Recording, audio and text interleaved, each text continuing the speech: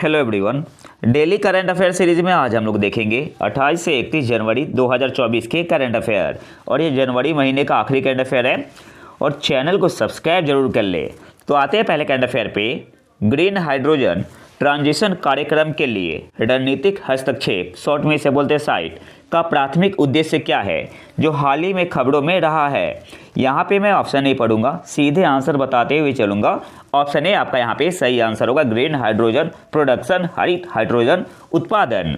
Green hydrogen transition कार्यक्रम के लिए रणनीतिक हस्तक्षेप का प्राथमिक उद्देश्य क्या है, जो हाल ही में खबरों में रहा है। तो ऑप्शन ए आपका यहाँ पे सही आंसर हो जाएगा, हरित हाइड्रोजन उत्पादन। अब यहाँ से कुछ इंपॉर्टेंट पॉइंट देख लेते हैं।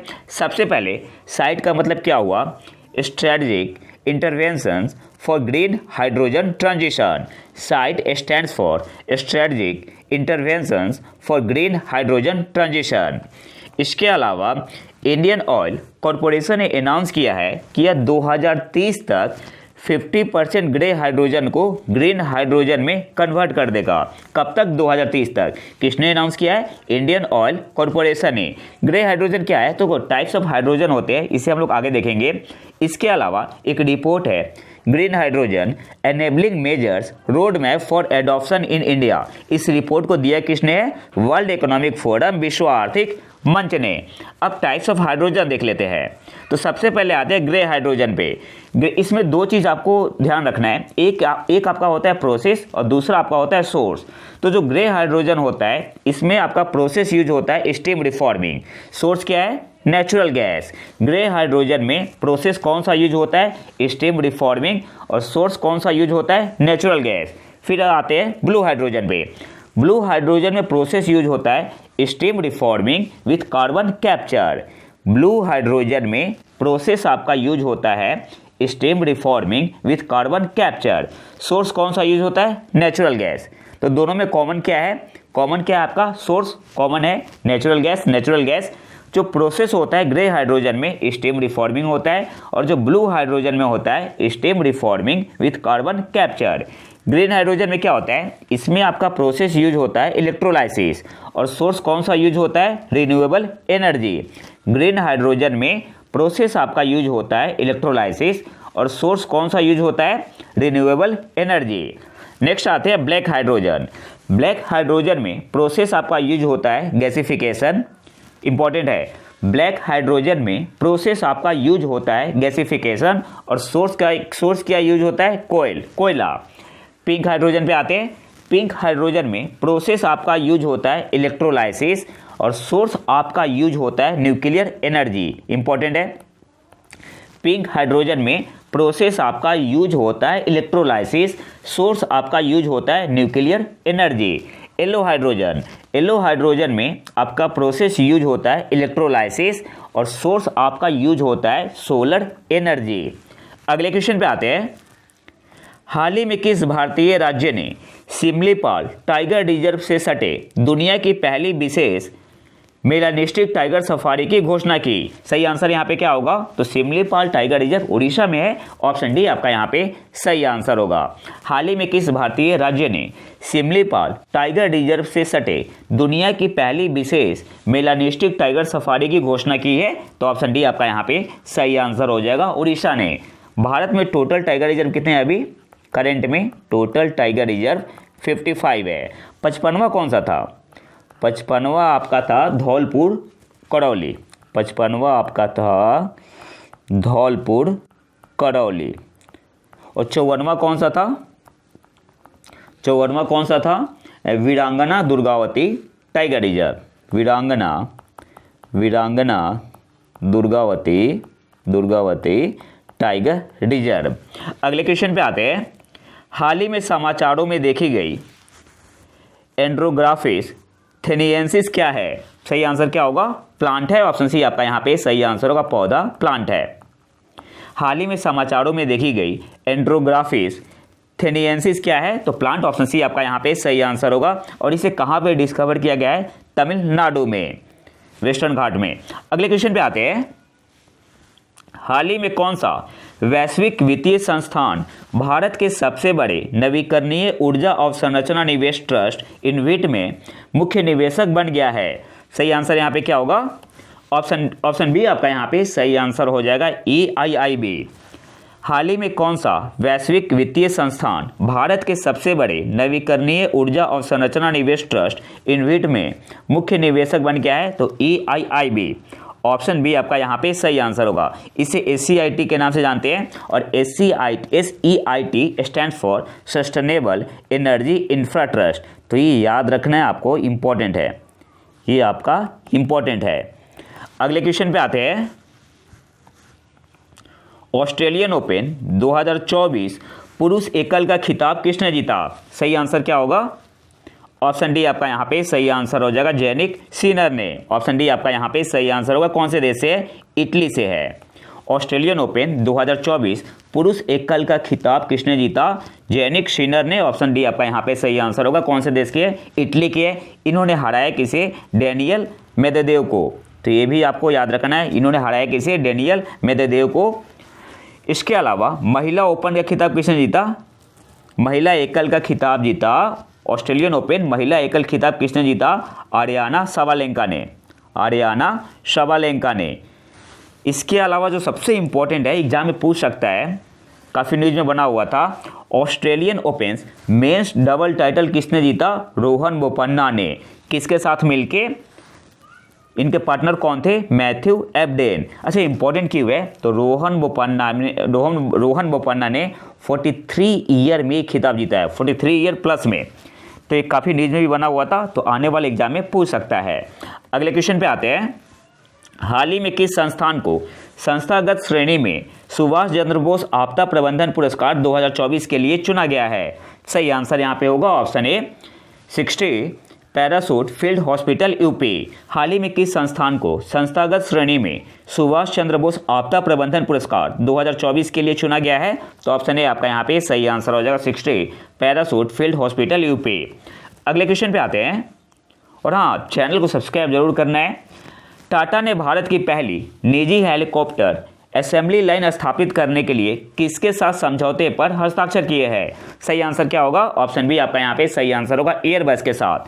टाटा ने भारत की पहली निजी हेलीकॉप्टर असेंबली लाइन स्थापित करने के लिए किसके साथ समझौते पर हस्ताक्षर किए हैं? तो एयरबस के साथ। ऑप्शन बी आपका यहाँ पे सही आंसर होगा। अगले क्वेश्चन पे आते हैं। DK बासु जजमेंट जो हाल ही में समाचारों में देखा गया, निम्नलिखित में से किससे संबंधित है? ऑप्शन सी आपका यहाँ पे सही आंसर होगा, पुलिस हिरासत में व्यक्तियों के अधिकारों और सम्मान की रक्षा करे। DK बासु जजमेंट जो हाल ही में समाचारों में देखा गया, निम्नलिखित में से किससे संबंधित है? तो पुलिस हिरासत में व्यक्तियों के अधिकारों और सम्मान से। ऑप्शन सी आपका यहाँ पे सही आंसर होगा। अगले क्वेश्चन पे आते हैं। उत्तर प्रदेश सरकार ने किस महिला क्रिकेटर को यूपी पुलिस में DSP के पद पर नियुक्त किया है? तो ऑप्शन ए आपका यहाँ पे सही आंसर होगा, क्रिकेटर दीप्ति शर्मा को। उत्तर प्रदेश सरकार ने किस महिला क्रिकेटर को यूपी पुलिस में DSP के पद पर नियुक्त किया है? तो दीप्ति शर्मा को। ऑप्शन ए आपका यहाँ पे सही आंसर होगा। और ये कहाँ से है? यूपी में आगरा से है। अगले क्वेश्चन पे आते हैं। पुरातत्व और ऐतिहासिक अनुसंधान केंद्र की एक टीम ने किस राज्य में क्रमशः 11वीं और 16वीं शताब्दी के ग्रंथम और तमिल के 2 शिलालेख खोजे हैं? तो ऑप्शन डी आपका यहाँ पे सही आंसर हो जाएगा, तमिलनाडु में। पुरातत्व और ऐतिहासिक अनुसंधान केंद्र की एक टीम ने किस राज्य में क्रमशः 11वीं और 16वीं शताब्दी के ग्रंथम और तमिल के 2 शिलालेख खोजे हैं? तो ऑप्शन डी आपका यहाँ पे सही आंसर हो जाएगा, तमिलनाडु में। और उस गाँव का नाम क्या है? पजनचेरवाजी विलेज। पजनचेरवाजी विलेज। अगले क्वेश्चन पे आते हैं। प्रथम श्रेणी क्रिकेट में सबसे तेज 13 शतक बनाने वाले बल्लेबाज कौन बन गए हैं? तो ऑप्शन बी आपका यहाँ पे सही आंसर हो जाएगा, तन्मय अग्रवाल। प्रथम श्रेणी क्रिकेट में सबसे तेज 13 शतक बनाने वाले बल्लेबाज कौन बन गए हैं? तो ऑप्शन बी आपका यहाँ पे सही आंसर हो जाएगा, तन्मय अग्रवाल। इन्होंने 160 बॉल पे 332 रन लगाए। किसके खिलाफ? अरुणाचल के खिलाफ, अरुणाचल प्रदेश के खिलाफ। हैदराबाद टीम से है, अरुणाचल प्रदेश के खिलाफ, अरुणाचल प्रदेश के खिलाफ। किस टीम से खेला इन्होंने? तन्मय अग्रवाल हैदराबाद की टीम से। नेक्स्ट क्वेश्चन पे आते हैं। इनसैट 3DS किस प्रकार का उपग्रह है? तो ऑप्शन ए आपका यहाँ पे सही आंसर हो जाएगा, उन्नत मौसम विज्ञान उपग्रह है। और मेट्रोलॉजिकल सैटेलाइट है, ऑप्शन ए आपका यहाँ पे सही आंसर होगा। इनसैट 3DS किस प्रकार का उपग्रह है, तो ऑप्शन ए आपका यहाँ पे सही आंसर हो जाएगा।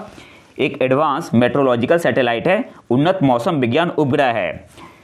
इसके अलावा कुछ इंपॉर्टेंट पॉइंट है, इसे लॉन्च किया जाएगा 17 फरवरी 2024 को, लाइकली टू बी लॉन्च।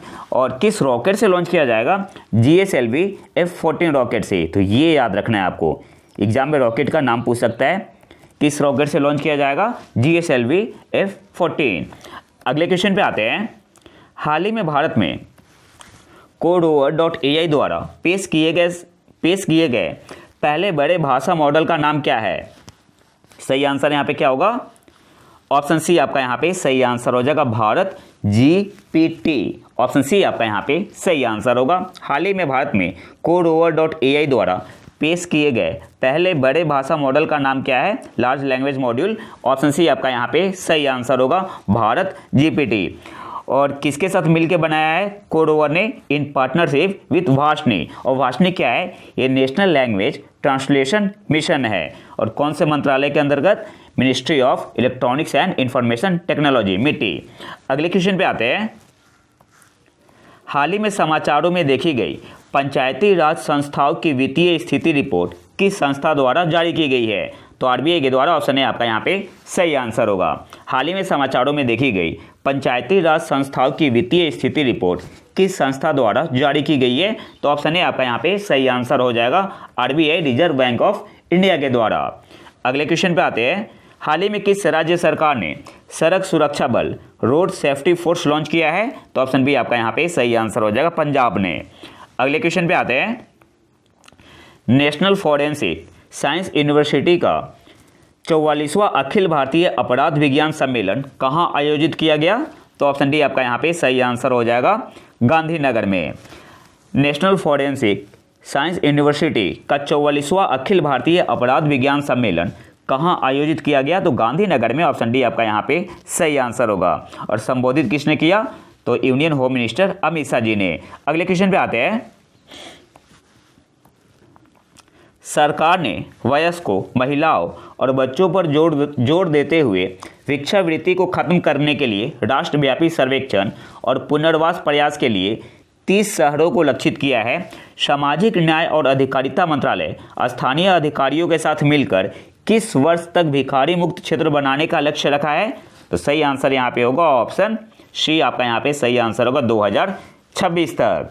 किस वर्ष तक भिखारी मुक्त क्षेत्र बनाने का लक्ष्य रखा गया है इन 30 शहरों में, तो 2026 तक। ऑप्शन सी आपका यहाँ पे सही आंसर होगा। अगले क्वेश्चन पे आते हैं। एक्स्ट्रा करंट अफेयर है।